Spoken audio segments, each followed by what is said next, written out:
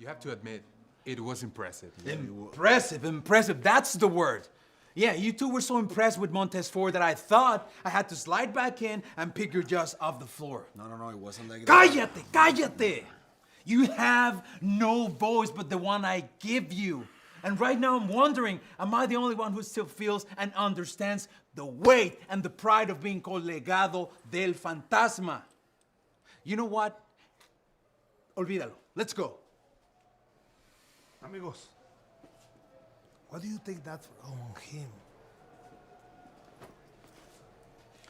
Mind your own business.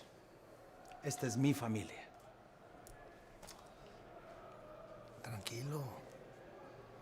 You need to relax. But, Escobar, if you want to win, you need to show them. How?